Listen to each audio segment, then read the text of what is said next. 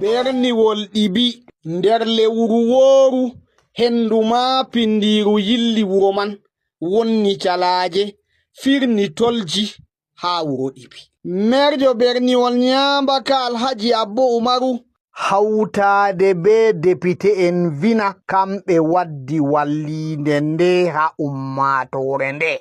Ko waɗata beɗitol 456 hokkaama haa ummatooje ɗe e hande wato kuusa ko watta kilo 50 ngam ummatooje wallitoro dede hande no ɓe nyipta ngena maɓɓe.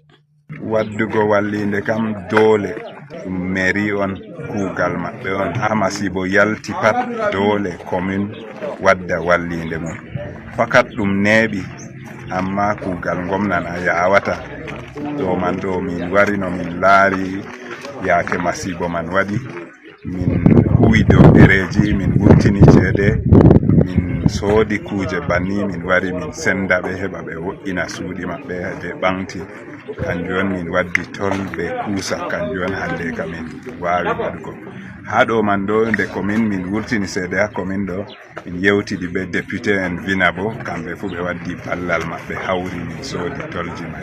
Henndu ndunde tati arandere ndu hurti cuuɗi ndu yibbini ci'e ha nder Berniwol ɗibi. Ummatooje wurti yaasi ɓe ɗo mbaala yaasi dalla hande ci'e maɓɓe yibbi.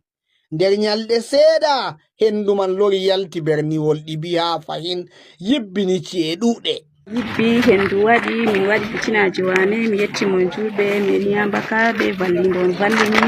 Allah barkiɗin, Allah ɓeddu valliinde, Allah ɓeddu narra. Mi yetti Allah seni barkiɗin on pat min usini wala ɗo be on. Merci. Nonnon ɓaawo man bo henndu ndu ruini suudu lekol maa pindiiru ha lisede ɗibi e hande ha bas ɗibi ha nokkure nde ɓe janginta derke'en ko laarani duungol e ndemri. Masibol ngol waɗi nde tati ha nder wuro ɗibi. Himɓe 56 on hande yiidi be masibol ngol. Etti suudu tol dillay fiɗi yibbiri birije bo ha dow am min be ɓingel goto noon biri may ɓuri torruki. Wallini kam alhamdulillahi hayru manga. Ɓaawo majum hawtirde nde waɗama ha yonde jawro ɗibi. Wallindeji ɗi hokkitama haɓen yiiduɓe be hande saɗirmaji e nonnon hawtirde nde timmi ha yonde jawro ɗibi.